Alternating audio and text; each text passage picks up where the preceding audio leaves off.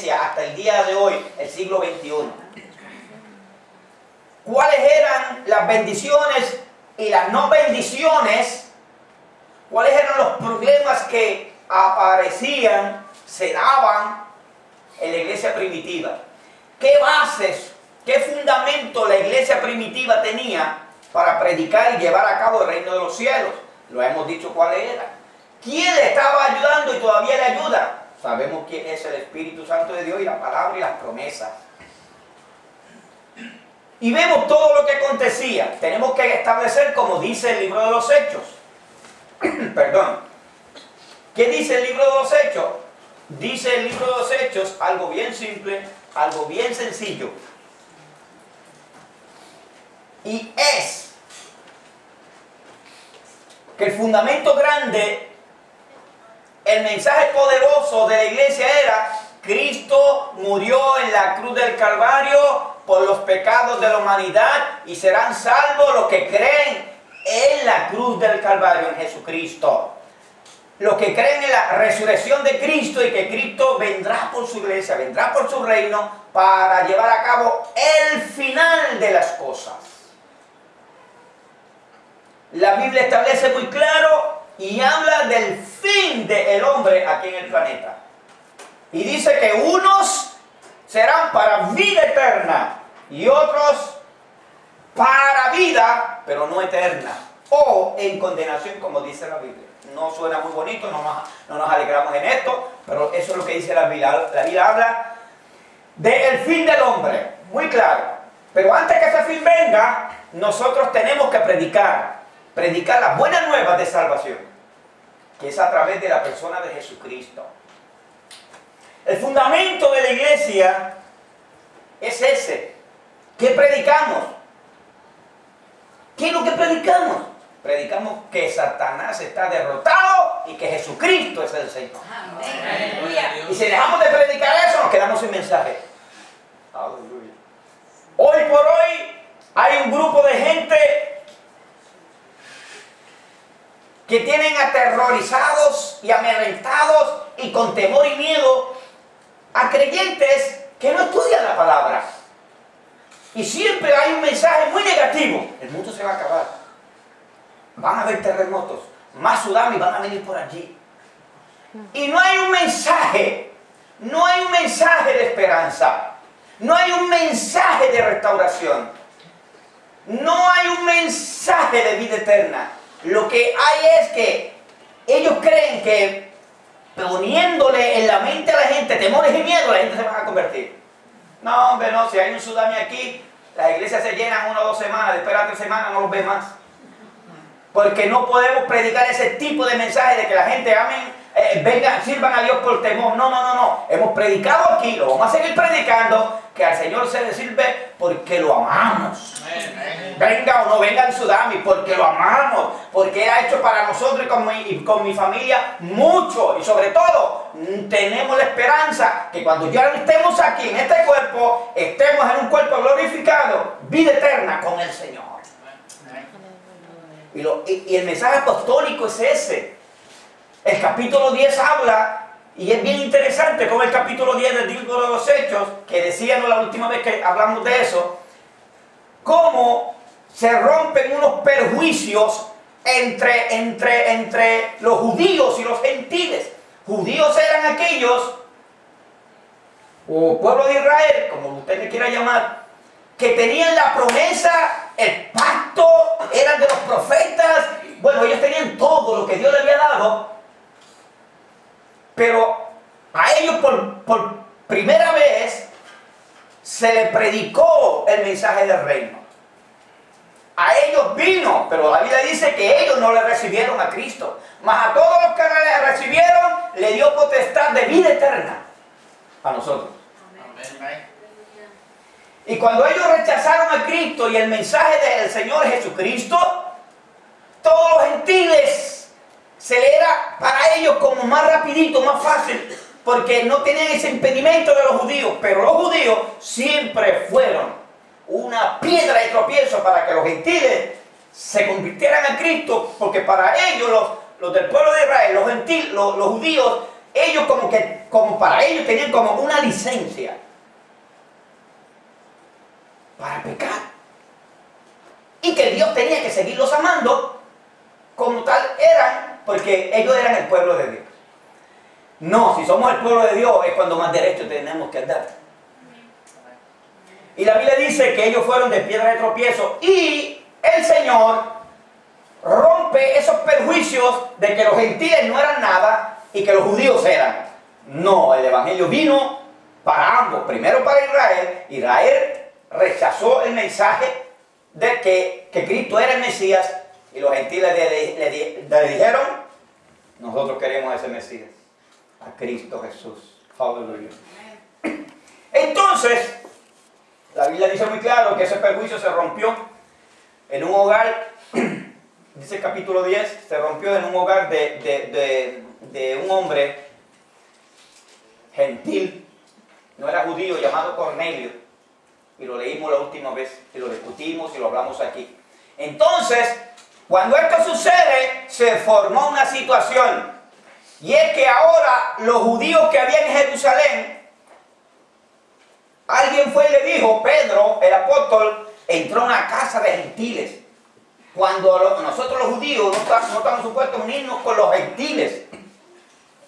Pero lo que ellos no sabían era que Dios le había dado una revelación a Cornelio y una revelación a Pedro, que era la misma, para que Pedro fuera en casa de Cornelio, le predicara que Jesucristo es el Señor, y los gentiles que había ahí junto con Cornelio se salvaran. Y escuche bien, dice el capítulo 10, y recibieron la promesa del Espíritu Santo, que mientras Pedro le predicaba, empezaron a hablar en otras lenguas.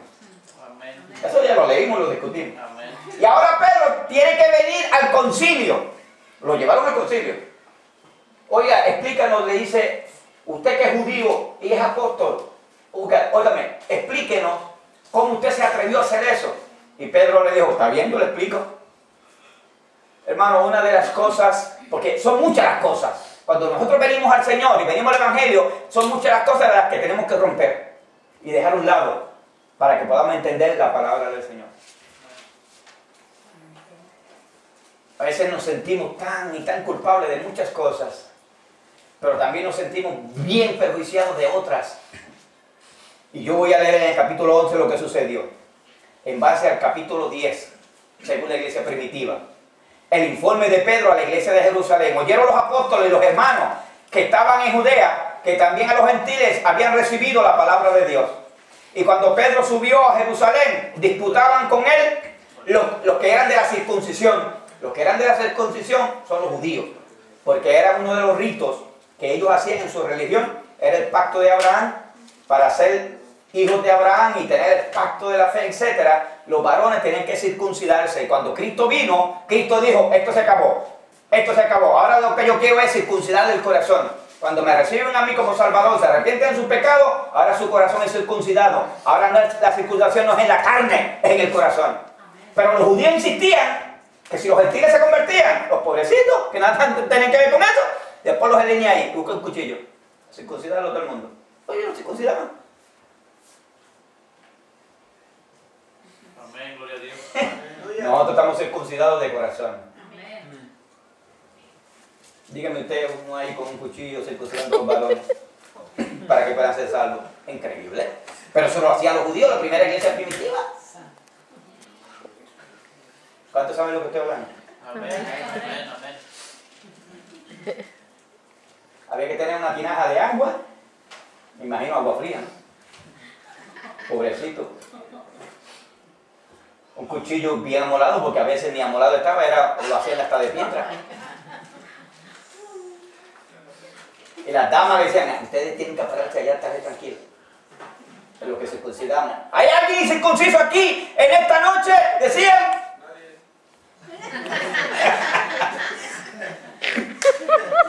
Si alguien decía, no, yo tengo dos candidatos que se tienen que circuncidar, al cuarto para allá ella.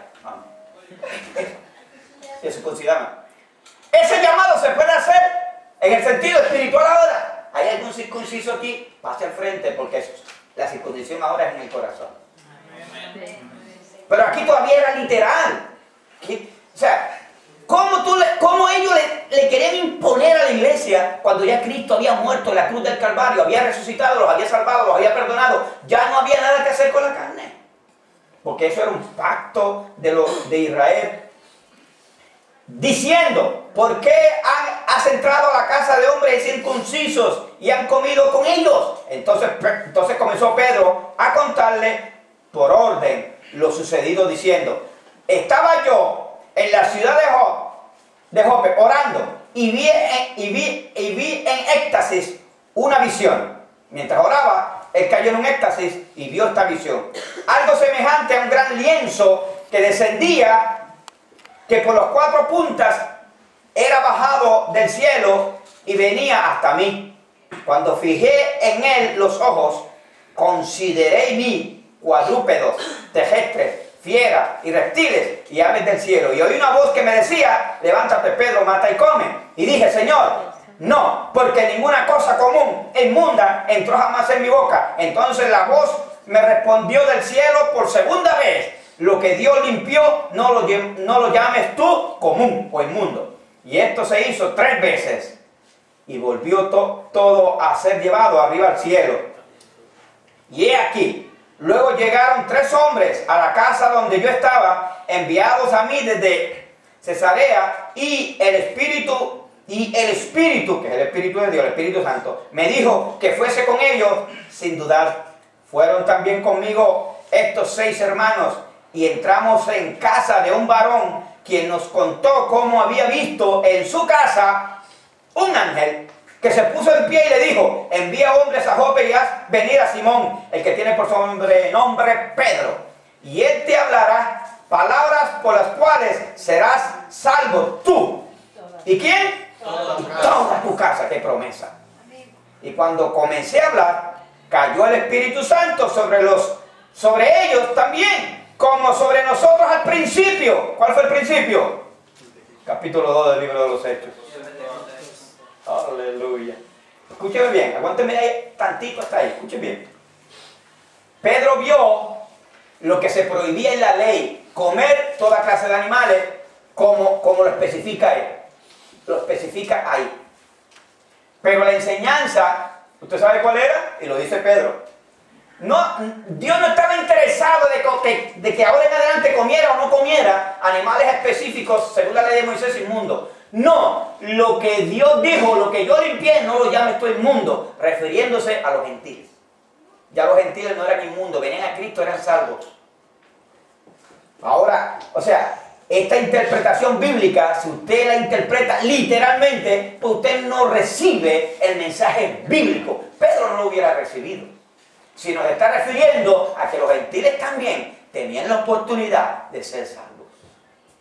No hay una persona debajo del sol que no se pueda salvar. Todo el mundo puede venir a Cristo y ser salvo. No importa de dónde venga, quién sea, cuál es tu idioma, cómo sea, pobre, rico, no importa la sociedad que sea. Tú necesitas a Jesucristo. Amén.